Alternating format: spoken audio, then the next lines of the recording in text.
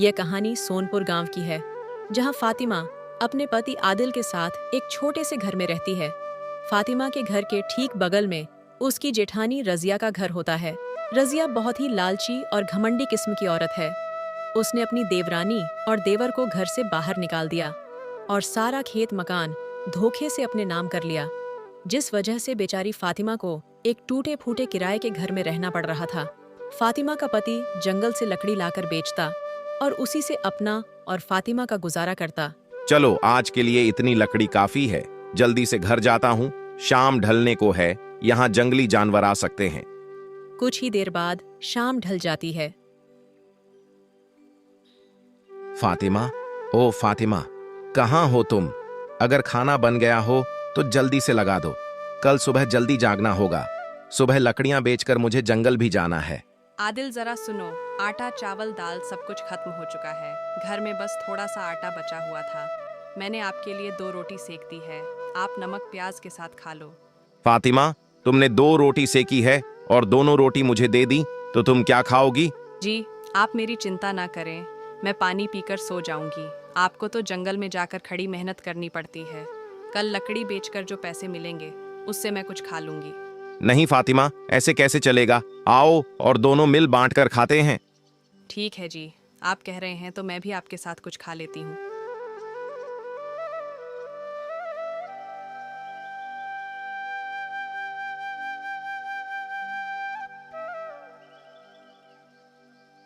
सुबह होते ही आदिल अपने काम के लिए निकल जाता है।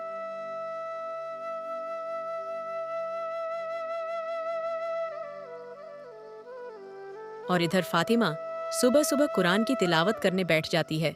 फातिमा हर रोज कुरान की तिलावत करती है। कुछ दिन बाद रोजे का समय आ जाता है। वहीं फातिमा की अमीर घमंडी जेठानी रोजे पर अपने घर में ढेर सारे सामान मंगाती है। अरे भैया, ये कैसे घर को पेंट कर रहे हो? देखो तो जरा, कितनी खाली खाली दीवार लग रही है। अरे मैडम जी, आप चिंता न करें, मैं अभी आपके घर को पूरे तरीके से पेंट कर दूंगा। फातिमा दुखी मन से अपने पति आदिल का इंतजार कर रही होती है। कितनी देर हो गई, अभी तक आदिल जंगल से नहीं आए। आखिर कब मैं बाजार जाकर रोजे की चिप्स और सामान खरीदूंगी, कहीं बंद ना हो जाए। थोड़ी देर बाद आदिल घर आता है। अजी, आप आ गए। लकड़ी बेचकर कुछ पैसे हुए क्या? फातिमा, बस 100 रुपए ही मिले हैं, इतने में हो जाएगा क्या? कोई बात नहीं जी, मैं इतने में इफ्तार का इंतजाम कर लूंगी। मैं बाजार जाकर आती हूँ। फातिमा बाजार जाकर इफ्तारी का सामान लेकर घर आ रही होती है। तभी उसकी जेठानी जो सामान का बड़ा सा थैला लेकर साथ चलने लगती है। इतनी भारी थैला उठाकर तो मेरे हाथों में दर्द करने लगे हैं।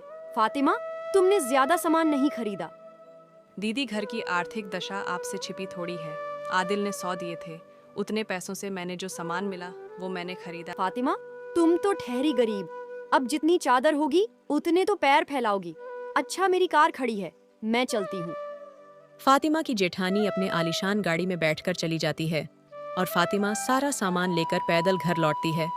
अगले दिन देवरानी जेठानी अपने अपने घरों में रोजे की सहरी करते हैं। ऐ अल्लाह, मैं सच्चे दिल से आपसे कुछ मांग रही हूँ।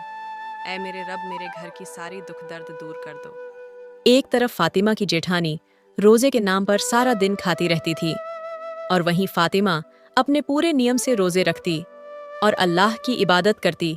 इसी तरह से रोजे के 10 दिन बीत जाते हैं। दोनों पति पत्नी रोजे रखकर और कुरान पढ़कर बहुत खुश होते हैं। घर में नमाज रोजा रखकर मन को काफी सुकून मिलती है। हाँ फातिमा, तुम बिल्कुल सही कह रही हो। तुम देखना, अल्लाह रब्बुल इज्जत एक दिन हमारी गरीबी को दूर कर देंगे और हमें भी रोजाना पेट भर खाना खाने को मिलेगा।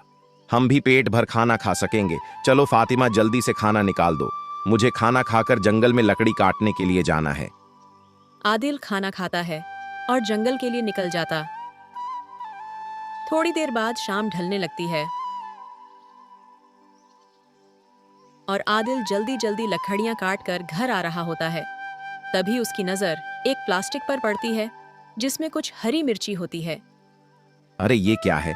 इस प्लास्टिक में तो मिर्ची है, लगता है रास्ते में चलते वक्त किसी से गिर गया होगा।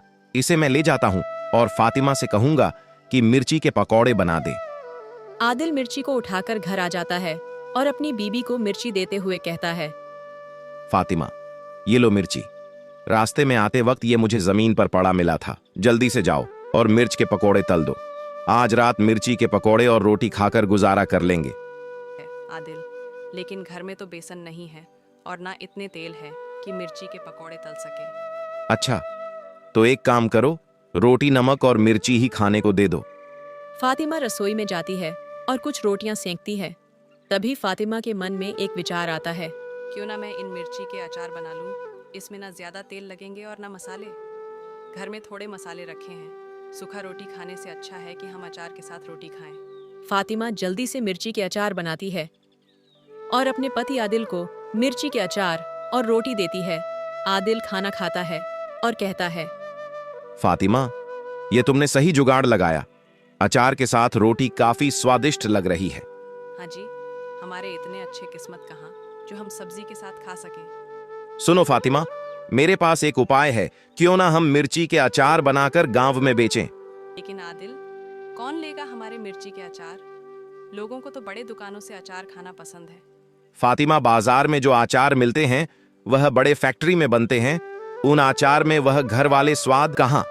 ना तो उनमें अच्छे मसाले मिलाए जाते हैं और ना अच्छे तेल। हम तो घर में अचार बनाकर लोगों को बेचेंगे। घर के बने अचार में जो स्वाद है वह फैक्ट्री में बनने वाले अचार में कहाँ। मैं कल मिर्ची लेकर आता हूँ, तुम अचार बना देना। मैं गांव में घूम घूम कर अचार बेच दिया करूंगा। ठीक है जी, आपको जैसा ठीक लगे।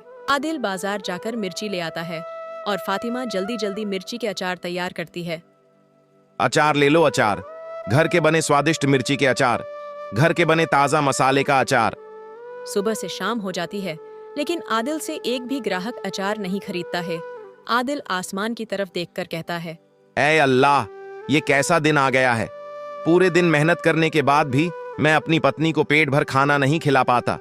सुबह से अचार लेकर घूम रहा हूँ, एक भी अचार नहीं बिके। शाम हो जाती है, अंधेरा होने लगता है और आदिल चुपचाप घर आकर बैठ जाता है। क्या हुआ जी, आप ऐसे क्यों बैठे हैं? आप तो अचार बेचने गए थे ना, आज कुछ अचार बिके क्या?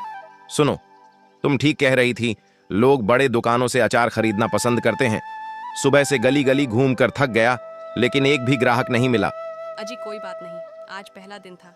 लोग हमारे अचार का स्वाद नहीं जानते, इसलिए आज अचार नहीं बिके। जैसे जैसे लोग हमारे अचार खरीद कर खाने लगेंगे, मुझे विश्वास है लोग हमारे अचार के अलावा कहीं और से अचार नहीं खरीदेंगे। गांव के सारे लोग हमसे ही अचार लेंगे।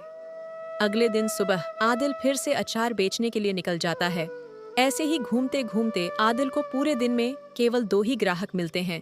फातिमा, आज केवल 2 ही ग्राहक मिले। ये लो थोड़े से पैसे, कल के खाने के लिए दाल चावल खरीद लाना। अजी, मैं क्या कह रही थी, अचार बेचते बेचते आपको घर आने में शाम हो जाती है। पूरे दिन घूमने के बाद भी केवल 1 या 2 ग्राहक मिलते हैं। ऐसे तो हम एक वक्त का भी खाना नहीं खा पाएंगे। आज तो 2 ग्राहक मिले, कल एक भी ग्राहक नहीं मिलेंगे, तो ऐसे तो हमें भूखा ही सोना पड़ेगा। लकड़ी बेचकर तो हम कम से कम सूखी रोटी खा पाते थे। हाँ फातिमा, तुम सही कह रही हो। मैं भी यही सोच रहा हूँ कि मैं कल से अचार बेचना छोड़कर फिर से जंगल लकड़ियां लाने जाऊंगा। कम से कम हम एक वक्त का खाना तो खा सकेंगे। तभी अचानक तेज बिजली कड़कती है और बाहर तेज हवाएं चलने लगती है। फातिमा डर जाती है और उसने घबराकर कहा, आदिल, यह तो कोई अशुभ संकेत है। लगता है कोई बहुत बड़ा तूफान आने वाला है। लेकिन आदिल ने खुद को संभाला और कहा, फातिमा, डरने की जरूरत नहीं, ये कुदरत का करिश्मा है। तभी उसके घर के बाहर एक बूढ़ा आदमी आया। उसके हाथ में एक मटकी था। वह काफी भूखा प्यासा लग रहा था। बेटी, मुझे बहुत भूख लगी है, क्या तुम मुझे कुछ खाने को दे सकती हो? तभी आदिल और फातिमा दरवाजे पर आए। चाचा जी, कौन हो आप? और इतनी भयानक तूफान में आप अकेले कहाँ निकल पड़े? इस गांव में तो हमने आपको कभी नहीं देखा। बेटा, मेरा कोई वारिस नहीं है। मैं अकेला हूँ और भीख मांगकर अपनी जिंदगी गुजारता हूँ। आज घर लौटने में देर हो गई। चलते चलते इतनी रात हो गई और मुझे बड़े जोरों की भूख लगी, तो मैंने सोचा तुमसे कुछ मदद मांग लूं। चाचा जी, आप अंदर आ जाओ। फातिमा, जो भी हमारे पास रूखा सूखा खाने को है वह दे दो। फातिमा ने तुरंत जाकर 2 रोटी और मिर्ची का अचार दे दिया। बेटा, तुम्हारा दिल बहुत बड़ा है। तुम्हारे अचार में जो स्वाद है वह दुनिया की किसी अचार में नहीं। चाचा जी, आपको बहुत जोरों की भूख लगी है ना, शायद इसीलिए आपको हमारा अचार अच्छा लग रहा है। अगर यह अचार अच्छा होता तो लोग यह अचार हमसे खरीदते क्यों नहीं। बूढ़े आदमी ने खाना खाया और फातिमा से कहा, मैं यह मटकी तुम्हें दे रहा हूँ। इस मटकी में जादू है। जो भी अचार तुम इसमें बनाओगी वह बेहद स्वादिष्ट होगा और लोगों को स्वाद और सुख भी देगा। लोग उसकी महक से खुद चलकर आने लगेंगे और तुम्हारा आचार्य लोग खरीदेंगे। फातिमा ने मटकी ले ली। फिर अचानक एक जोरदार बिजली कड़कती है और वह बूढ़ा आदमी वहां से गायब हो जाता है। ये चाचा जी अचानक से कहाँ गायब हो गए। फातिमा, वह चाचा जी कोई साधारण इंसान नहीं लग रहे, नहीं तो वह इस तरह अचानक से गायब नहीं हो पाते। लगता है अल्लाह ने हमारे लिए किसी दरवेश को हमारे मदद के लिए भेजा था। फातिमा, अल्लाह का नाम लेकर हम अपने काम को शुरू करते हैं। अगली सुबह फातिमा ने इस मटकी में मिर्ची का अचार बनाना शुरू किया। जैसे ही मटके में अचार डाला, अचार की खुशबू पूरे गांव में फैल गई। थोड़ी ही देर में सारे गांव के लोग उसके झोपड़ी के बाहर इकट्ठा हो गए। देवरानी जी, ये महक कैसी है जो हमें यहाँ तक खींच लाई। जेठानी जी, यह हमारे अचार का स्वाद है। इसे खाकर आप हमेशा जवान रहेंगी और कभी कोई बीमारी नहीं होगी। तब तो यह अचार लेना ही पड़ेगा। पूरे गांव वालों ने उसका सारा अचार खरीद लिया। फातिमा, ये तो कमाल ही हो गया। अब चलो हम कुछ और अचार बना लेते हैं और इन्हें बाजार में बेचते हैं। फातिमा और आदिल ने फिर से मटके में ढेर सारे अचार बनाए और उस अचार को पास के बाजार में बेचना शुरू किया। कुछ महीनों में ही फातिमा के घर की हालत सुधरने लगी। अब उनके पास पैसे आने लगे और उन लोगों ने एक अपना नया घर बना लिया।